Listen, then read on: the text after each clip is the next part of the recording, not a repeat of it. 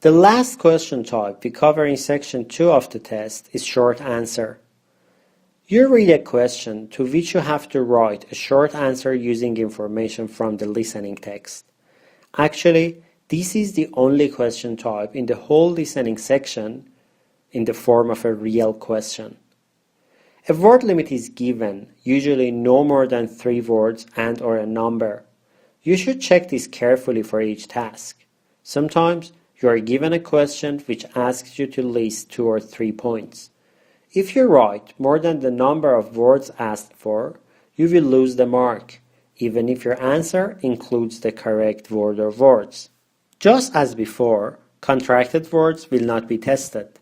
Contractions or contracted forms are short words formed from 2 or more words. The most common example is when we add not to an auxiliary verb in negative sentences. For example, we say don't instead of do not. And hyphenated words count as single words. Certain words and phrases tend to evolve from separation to linkage. When we link 2 words as a single word using a hyphen, we call it hyphenated word.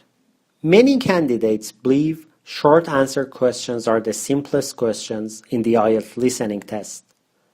They are somehow right, because having the questions in question form helps us understanding the questions better.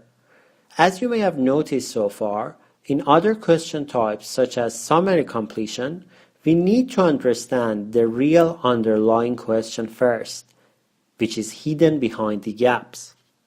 There is a small disadvantage with short answer questions though. Fortunately, it is very easy to manage. The issue is, since the short answer questions are lengthier by nature, it takes a slightly more time to read them during the 30 seconds we have. But don't worry, since they are easier to be understood, it is not that much more difficult to read and understand them in 30 seconds. The technique for finding the answer of short answer questions is, in the 30 seconds you have, read the questions and underline the keywords. As before, the keywords are the important words in the question which could change its meaning completely or partially. At the end of the 30 seconds and when the recording starts, listen carefully and focus on hearing the keywords or information related to them. As you do that, your brain naturally becomes more alert and your subconscious helps you to identify them easier. When the audio approaches the critical part, the part including the information leading to the answer, listen carefully and try to understand it as much as you can. Understanding the information is different from hearing the information or hearing the exact words. You may miss a few words while are perfectly understanding the meaning of a sentence. So, don't worry too much. Focus on what is important on the pitch of the conversation and find the answer. When writing your answer, be mindful of the word limit and adhere to it all the times. Another thing that you should be careful about is spelling and especially capitalization. Capitalization is important in IELTS listening, and failing to correctly apply it may lead to losing marks.